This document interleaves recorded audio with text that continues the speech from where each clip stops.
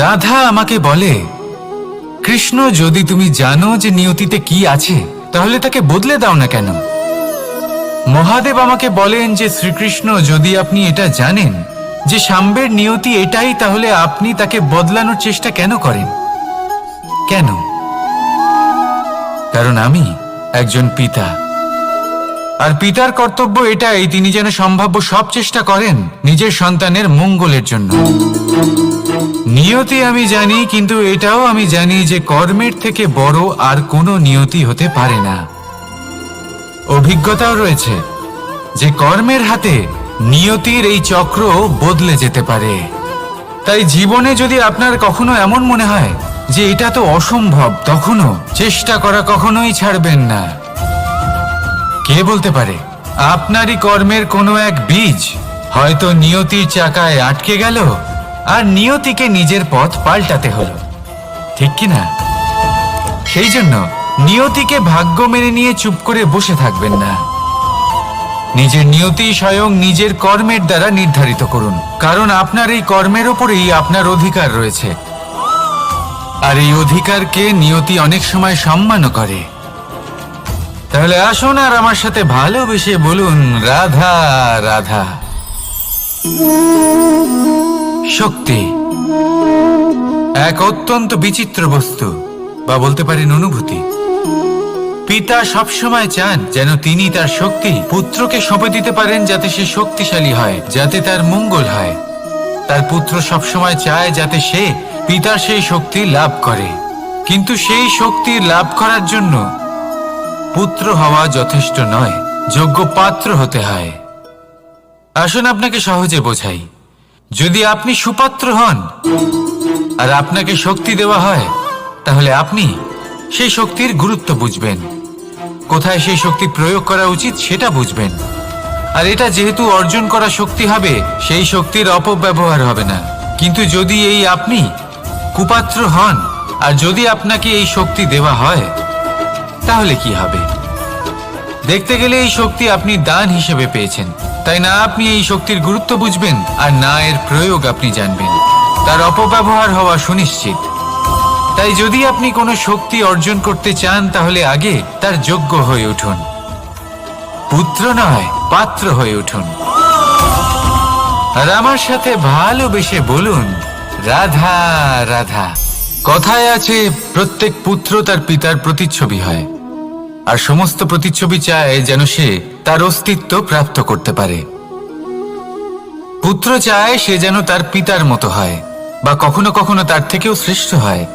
সেটা কোনো অনুচিত ব্যাপার নয়। অনুচিত তখন হয় যখন পুত্র নিজের পিতার মতো হবার স্বপ্ন পূরণ করতে গিয়ে বা তার থেকেও শ্রেষ্ঠ হওয়ার স্বপ্ন পূরণে অনুচিত পথের আশ্রয় নেয়।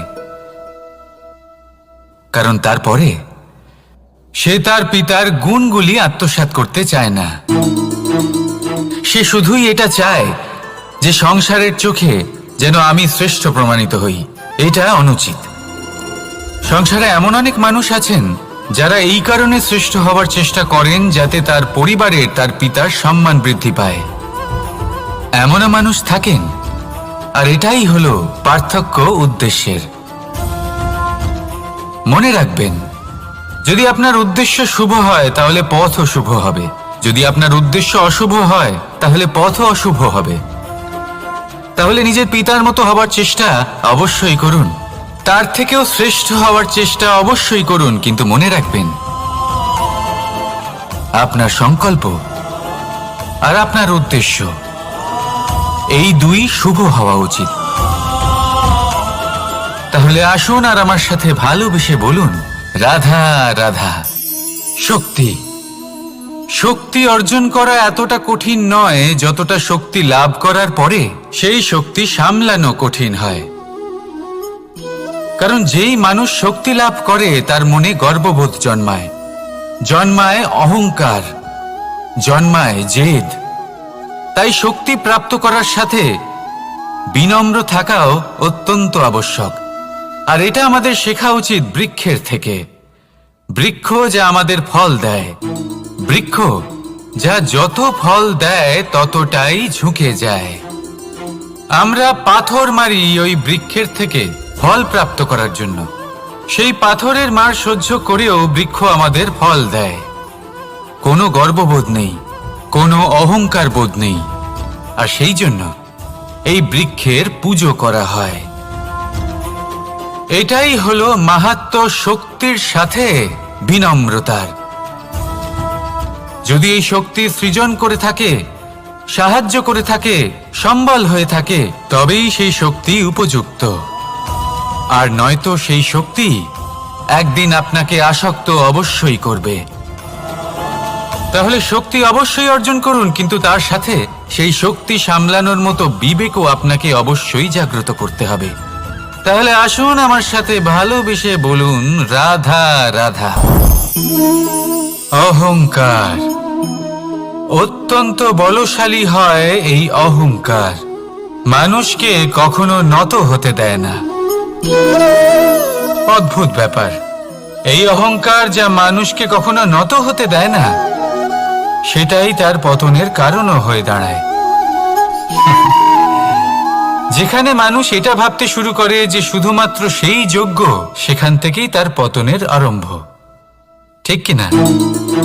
দেখুন, যদি কোনো মানুষ এটা ভাবে যে আমি এই সব কিছু করতে পারি, তাহলে তা হলো বিশ্বাস। কিন্তু যদি সে এটা ভাবতে থাকে যে শুধুমাত্র আমি এই কাজ করতে পারি, তাহলে তা হলো সেই ব্যক্তির অহংকার। আর এটা আপনাকে বিনাশের দিকে অবশ্যই নিয়ে যাবে। মনে রাখবেন, যখন আমি আর শুধুমাত্র এই দুই এক হয়ে যায়, সেখান থেকে আপনার পতনের সূত্রপাত হবেই। তাই আপনি কখনোই এই অহংকারের চক্রব্যূহে ফেঁসে যাবেন না। বিশ্বাস রাখুন নিজের ওপর এবং অন্যের ওপরও। আর মনে রাখবেন, বিশ্বাসের মধ্যে বিশ্বের প্রত্যেকটা বস্তু বসবাস করে। তাই এই অহংকারকে ত্যাগ করে ফেলুন আর আত্মবিশ্বাসের ওপর মনোসংযোগ করুন। আর আমার সাথে ভালোবেসে বলুন, রাধা রাধা। মানুষ নিজের জীবনে ঈশ্বরকে খুব মান্য করে। ওনার জন্য কি না করে, ভিন্ন ভিন্ন নামে তাকে স্মরণ করে, তাকে পুজো করে, তার আরাধনা করে। সে জানে যে ঈশ্বর তাকে শক্তি অবশ্যই দেবেন, তাকে সাহায্য অবশ্যই করবেন। কিন্তু যখন প্রশ্ন আসে গুরু এবং ঈশ্বরের, তখন গুরুর মান কখনো কম হওয়া উচিত নয়। কারণ সত্যি বলতে কি, গুরুই হলেন সেই সিঁড়ি যা বেয়ে আপনি ঈশ্বরের কাছে পৌঁছানোর পথ খুঁজে পাবেন। সেই পথ আপনি গুরুর থেকেই পাবেন। গুরু না থাকলে আপনি কখনো ঈশ্বর লাভ করতেই পারবেন না। আর জীবনে অনেক সময় লক্ষ্যের থেকেও অনেক বেশি গুরুত্বপূর্ণ হলো পথ। তাই এই পথের সম্মান করতে শিখুন, অর্থাৎ গুরুকে সম্মান করতে শিখুন। কারণ গুরুই হলেন পরমেশ্বর। তাহলে আসুন আর আমার সাথে ভালোবেসে বলুন, রাধা রাধা। আপনার জীবনে আপনার প্রকৃত বন্ধু আসলে কে? আপনার সব থেকে শ্রেষ্ঠ মিত্র আসলে কে? তিনি যিনি সময় এলে পরে আপনাকে সাহায্য করেন, নাকি তিনি যিনি সময় এলে পরে আপনাকে অর্থ দেন? দেখুন, আমরা হলাম মানুষ, আমাদের জীবনে লেনদেন চলতেই থাকে। এটা আমাদের জীবনের অভিন্ন অংশ। কিন্তু অনেক সময় এমন হয় যে আমরা তাকেই নিজের প্রকৃত বন্ধু বলে মনে করি, যিনি আমাদের একটা বহুমূল্য উপহার দেন। ঠিক কিনা? এবার আপনার জীবনে সেই বহুমূল্য উপহার কোনটা, ওই অমূল্য মিত্র আসলে কে, সেই সিদ্ধান্ত হলো আপনার। কিন্তু যদি আপনি আমাকে জিজ্ঞেস করেন, তাহলে আমার মতে স্বর্ণ, হিরে, মুক্ত, ধন এগুলো বহুমূল্য নয়। বহুমূল্য হলো সঙ্গ, যখন আপনি একা হয়ে যাবেন, সময়, যখন আপনার তাকে প্রয়োজন হবে, সমর্পণ, যখন আপনার বিশ্বাসের প্রয়োজন পড়বে। যে মানুষ আপনার প্রতি এই 3 গুণ প্রদর্শন করেন, যিনি আপনার কঠিন সময়ে আপনাকে অবশ্যই সঙ্গ দেবেন, যখন আপনার প্রয়োজন পড়বে আপনাকে অবশ্যই সময় দেবেন, আপনার প্রতি সম্পূর্ণ সমর্পিত থাকবেন, সেই হলো আপনার আসল মিত্র, সেই হলো আপনার প্রকৃত বন্ধু। কারণ সত্যি বললে, বন্ধুত্বের অর্থই হলো নিজেকে সম্পূর্ণরূপে কারোর কাছে সমর্পণ করে দেওয়া। তাই আপনার সেই বন্ধুর জন্য নিজের প্রাণ উজাড় করে দিন। আর ভালোবেসে বলুন, রাধা রাধা। মানুষ জীবনে তিনটে কাজ অবশ্যই করে থাকে, কিছু দান করে, কিছু গ্রহণ করে, আর কিছু ত্যাগ করে দেয়। এটাও ভাবতে থাকে যে এটা করলে কিভাবে করবে। দেবার জন্য পর্যাপ্ত ধন নেই, নেবার জন্য সংসারে অত স্নেহ নেই, আর ত্যাগ করার জন্য জীবনে এত সুখই নেই, তাহলে কিভাবে করবে? আসলে আমরা বস্তুগত চাহিদা অর্জনে এত ব্যস্ত হয়ে পড়ি যে আমরা বুঝতেই পারি না যে কি নেবার আছে, কি দেবার আছে, আর কি ত্যাগ করার আছে। তাহলে আজ আমি আপনাকে বলেই দিই, মনে রাখবেন এই তিনটে গুরুত্বপূর্ণ গুণ, তিনটে গুরুত্বপূর্ণ কথা। দেবার জন্য আছে দান, নেবার মতো আছে জ্ঞান, আর ত্যাগ করার মতো আছে অহংকার।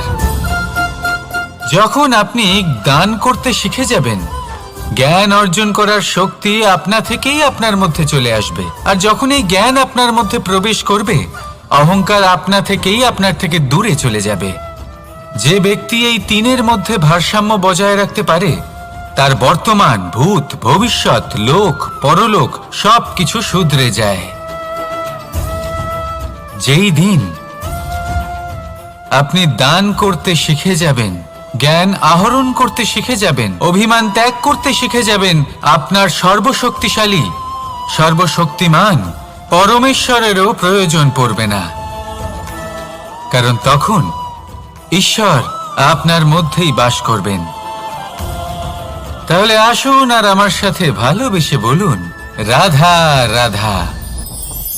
জীবনে অনেক সময় সমস্যা আমাদের চারদিক থেকে ঘিরে ফেলে। এই সমস্যা নানান ধরনের হতে পারে। আর্থিক সমস্যা হতে পারে, পারিবারিক সমস্যা হতে পারে, কোনো সম্পর্ক নিয়ে সমস্যা হতে পারে, কখনো কোনো দৈনিক সমস্যা হতে পারে, কখনো কোনো দ্বন্দ্ব হতে পারে, অনেক সমস্যা হতে পারে। কিন্তু যখনই কোনো সমস্যা আসে, আমাদের মনে তার জন্য একটা উত্তর অবশ্যই থেকে থাকে, যা আমাদের অন্তরে রয়েছে। একে আমরা বলি আত্মা। আত্মা হলো পরমাত্মারই রূপ, আর পরমাত্মা তা কখনোই কিছু অনুচিত চাইবে না, তাই তো? এই আত্মা খুব ভালো করে জানে যে কোনটা উচিত আর কোনটা অনুচিত। যদি আসল বিষয়ের কথা বলি, তাহলে আপনাকে নিজের মনকে বুঝতে হবে। কারণ আত্মা তো পরমাত্মা থেকেই আসে, কিন্তু এই মন মানুষ জন্ম থেকেই প্রাপ্ত করে, যার বিকাশ হয় এই সংসারকে দেখে। যেদিন আপনার এই মন আর আপনার এই আত্মা, এই দুই এক হয়ে যাবে, আত্মসাৎ হয়ে যাবে, সেদিন আপনার জীবনে না কোনো সমস্যা থাকবে, না কোনো ঝঞ্ঝাট থাকবে, না কোনো সংকট থাকবে।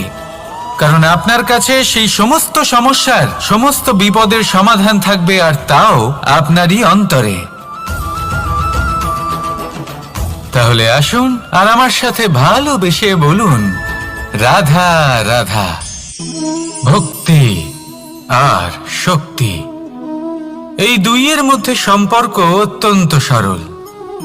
মানুষ ভক্তি করেন যাতে তিনি শক্তি লাভ করতে পারেন, আর শক্তি লাভ করার পরে ভক্তিভাব ভুলে যান, আর শক্তির প্রতি আসক্তিতে মত্ত হয়ে যান, আর সেখান থেকেই তার বিনাশ শুরু হয়। কেন?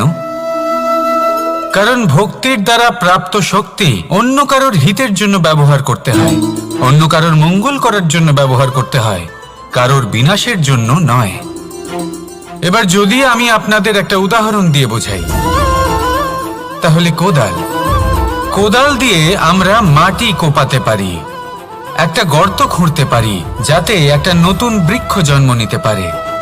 একটা বৃক্ষ যা অন্য জীবকে ফল প্রদান করবে, যাত্রীদের ছায়া প্রদান করবে। কিন্তু এই কোদালের ব্যবহার যদি আমরা অন্য কারোর ক্ষতি করার জন্য করি, তাহলে ক্ষতি শুধুমাত্র আমাদেরই হবে।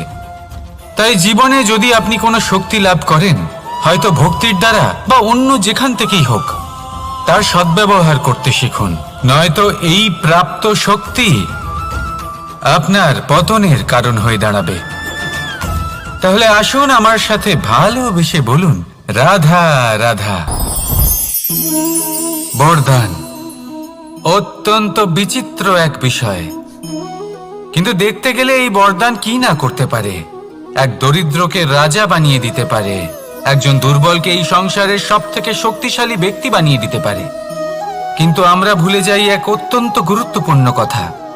বরদান এই শব্দের শেষে দান লুকিয়ে রয়েছে। এই দান কথাটা অত্যন্ত গুরুত্বপূর্ণ।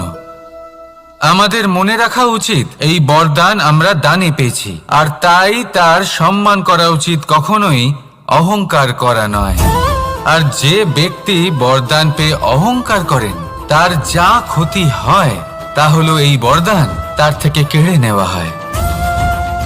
বর অর্থাৎ শ্রেষ্ঠ, অর্থাৎ বরদানের অর্থ হলো একটা শ্রেষ্ঠ দান, এবং তার ব্যবহার যদি আপনি কারোর ক্ষতি করার জন্য করেন তাহলে ক্ষতি শুধুই আপনার হবে।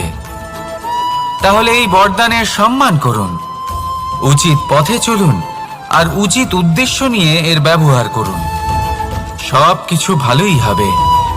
তাহলে আসুন আর আমার সাথে ভালোবেসে বলুন, রাধা রাধা। পিতা আর পুত্রের সম্পর্ক অত্যন্ত মধুর হয়ে থাকে। পিতা স্বপ্ন দেখেন, তাকে পূর্ণ করার সকল সম্ভাব্য চেষ্টা করেন, কিন্তু তাও অনেক সময় ওনার স্বপ্ন অপূর্ণ থেকে যায়। তখন পিতা ভাবেন যে স্বপ্ন উনি পূর্ণ করতে পারেননি ওনার সন্তান তা অবশ্যই পূরণ করবে। যে স্থানে উনি কখনো পৌঁছতে পারেননি সেই স্থানে ওনার পুত্র অবশ্যই পৌঁছবে। পিতা নিজের সন্তানের ভবিষ্যৎ নিয়ে সেই স্বপ্ন দেখেন, আর যখন সেই সন্তান সামনে এগোতে থাকে তখন তার দুঃখ হয় না, বরং গর্ব হয়। ওনার ভালো লাগে এটা দেখে যে ওনার সন্তান অনেক উন্নতি করছে। কিন্তু যখন সন্তান নিজের অভিভাবকের শক্তি দেখে, তার যশ দেখে হিংসা করতে থাকে, সমস্যা সেইখানেই শুরু হয়।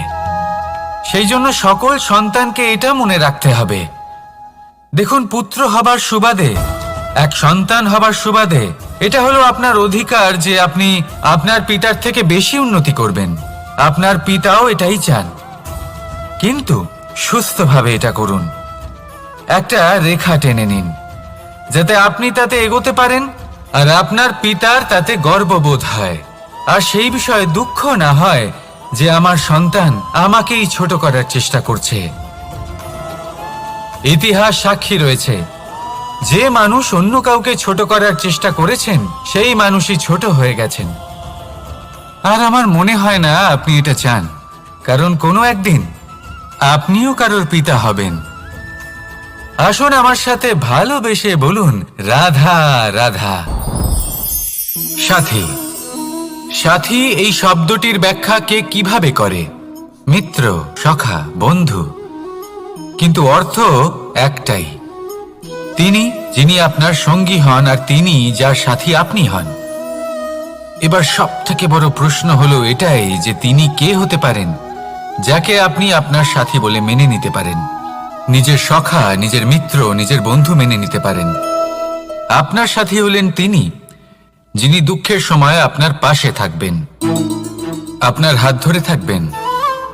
আপনার সাথী হলেন তিনি যার হাত আপনি নিজের সুখের দিনে ধরে থাকবেন। সেই সাথীরই হাত ধরুন যিনি দুঃখে সবসময় আপনাকে সাহায্য করার জন্য তৎপর হয়ে থাকেন, আপনার পাশে থাকেন, আর যাকে সুখের দিনে আপনি আপনার সাথে রাখতে পারেন। আর যখন আপনার সাথে আপনার এই সাথী থাকবে তখন আপনি এটা বুঝবেন যে যখন জীবনে দুঃখ আসে তখন এই দুঃখ কমে যায়, সবার মধ্যে ভাগ হয়ে যায়।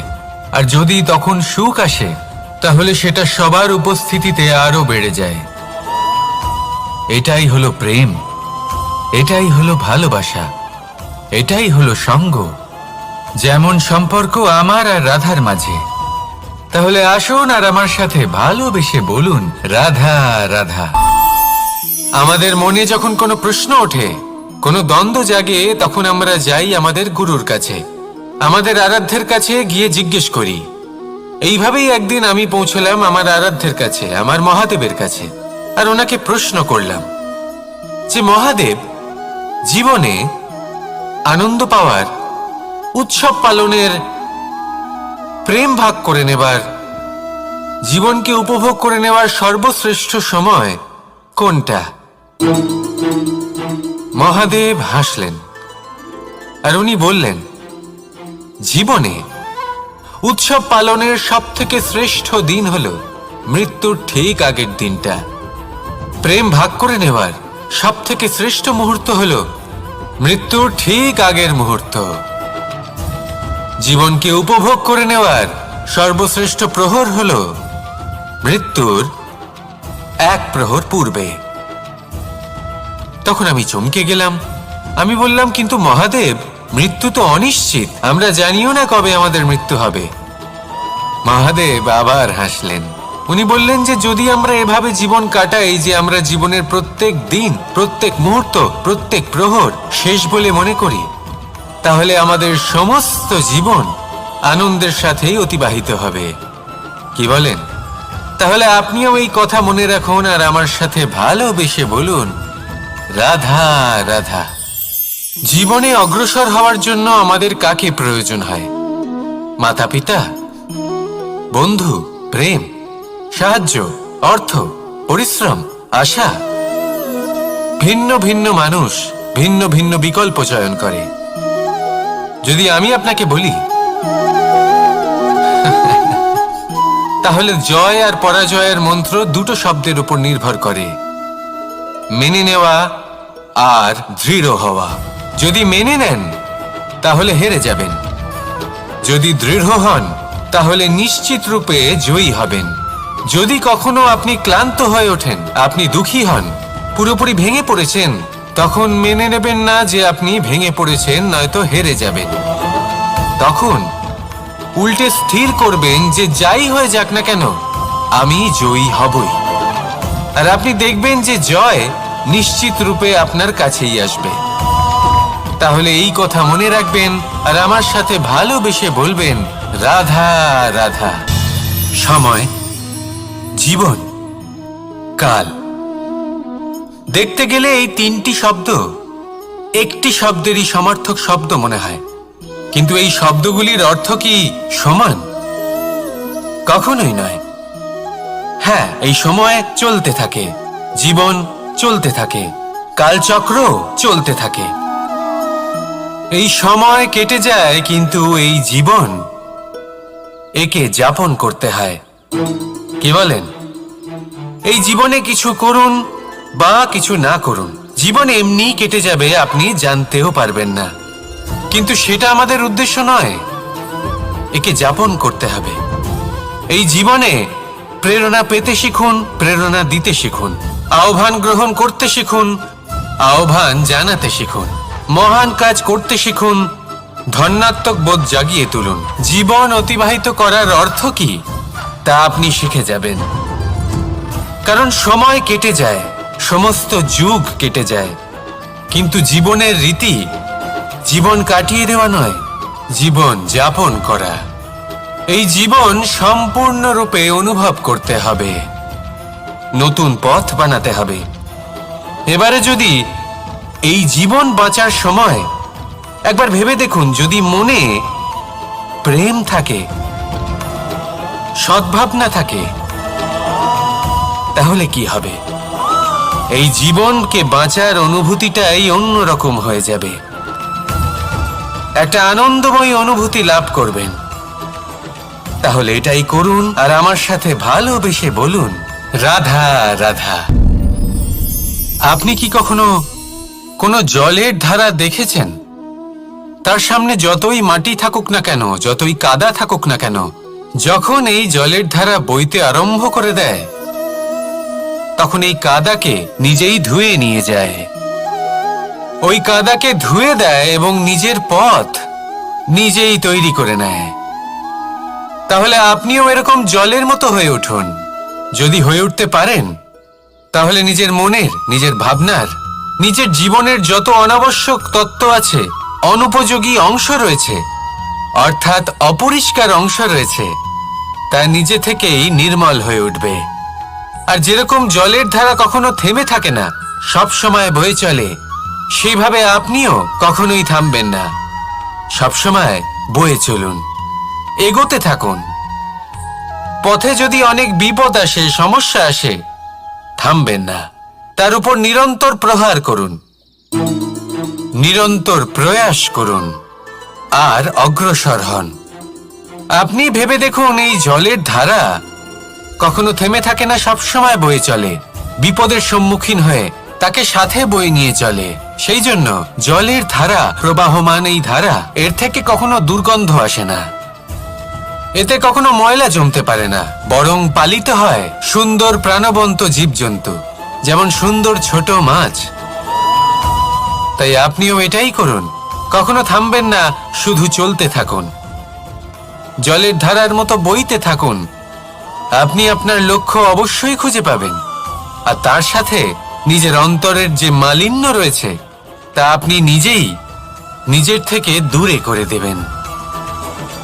তাহলে আসুন আর আমার সাথে ভালোবেসে বলুন, রাধা রাধা। এবার অনেক সময় মানুষের মনে এরকম প্রশ্ন আসে যে এই সংসারে সব থেকে বড় বিপদ কি? কেউ বলে ধর্ম সংকট, আবার কেউ বলে প্রাণের উপর আসা সংকট। প্রত্যেক মানুষের জীবনে বিভিন্ন সংকট আসে, আর এই সমস্ত সংকট অত্যন্ত বিচিত্র হতে পারে। এই সমস্ত সংসার হলো সংকট দ্বারা পরিপূর্ণ। ঠিক আছে, আপনাকে একটা উদাহরণ দিই। একজন ধনী ব্যক্তি, এবার ওনার জীবনে সংকট কি হতে পারে? সংকট এটাই যে কেউ তার সম্পত্তি চুরি না করে নেয়, আমরা বুঝতে পারছি। এবার একজন চোর, তার জীবনে সংকট কি হতে পারে? যে চুরি করার সময় সে যদি তার একটা কাশি চাপতে না পারে, তাহলে সে ধরা পড়ে যেতে পারে, ঠিক কিনা? আবার অনেক সময় এমনও হয় যে যার জন্য আমি সংকট, সেও আমার কাছে সংকট। যেমন এই পরিস্থিতিতে দেখুন, সংকট হলো সংকট, এ তো জীবনে থাকবে, কিন্তু এর সম্মুখীন কিভাবে হওয়া যায়? খুব সরল, সব এটার উপর নির্ভর করে, মনের উপর। এই মনকে নিয়ন্ত্রণ করলে সব ঠিক থাকবে। এবার যদি ধনী ব্যক্তি মনকে নিয়ন্ত্রণ করে ফেলেন, নিজের অর্থের ব্যবহার শুভ কাজের জন্য, সমাজের সেবার জন্য বিকাশ করতে করেন, ওই অর্থকে একত্রিত করে না রাখেন, তাহলে চুরির সমস্যা, এই সংকট সেখানেই কেটে যাবে। এবার যদি কথা বলি সেই চোরের, তাহলে চোর যদি নিজের মনকে সংযত করে নেয়, যদি নিজের কর্মকে নিয়ন্ত্রণ করতে পারে, তাহলে এমন কোনো স্বর নেই যা ওকে ধরা পড়তে বাধ্য করবে। সেই জন্য জীবনে সংকট যতই আসুক, যত বড়ই সংকট আসুক না কেন, কবচ হলো একটাই, আর এই কবচের নাম হলো আত্মনিয়ন্ত্রণ। নিজের মনকে নিয়ন্ত্রণে রাখতে শিখুন। এটা নিজের জীবনে প্রয়োগ করে তো দেখুন। যদি আপনি করতে পারেন, তবে আপনি দেখবেন যে সংকট তো জীবনে আসা যাওয়া করে, কিন্তু সেই সংকটগুলির সম্মুখীন আপনি এইভাবে করতে পারবেন। তাহলে সেটাই করুন, আর আমার সাথে ভালোবেসে বলুন, রাধা রাধা। এই দড়িটা দেখুন, ছোট ছোট রেশম দ্বারা তৈরি, এটা সরু সুতো দ্বারা তৈরি হয়েছে এটা, আর এ অত্যন্ত কোমলও বটে। আর আপনি চাইলে এটা সোজাও করে দিতে পারেন, আর চাইলে এটা বেঁকিয়েও দিতে পারেন, আর যদি চান তাহলে এটা গোল গোল করে বেঁধে কোথাও রেখেও দিতে পারেন। এবার এই কোমল দড়ি যদি কোনো নিষ্ঠুর কঠিন পাথরে বারংবার জড়িয়ে দেওয়া হয়, তাহলেও তাকেও কাটতে পারে, নিজের ছাপ ছেড়ে যেতে পারে, সেটার আকারও বদলে ফেলতে পারে। এবার এর কারণ কি? এর কারণ হলো অভ্যাস আর নিরন্তর প্রচেষ্টা।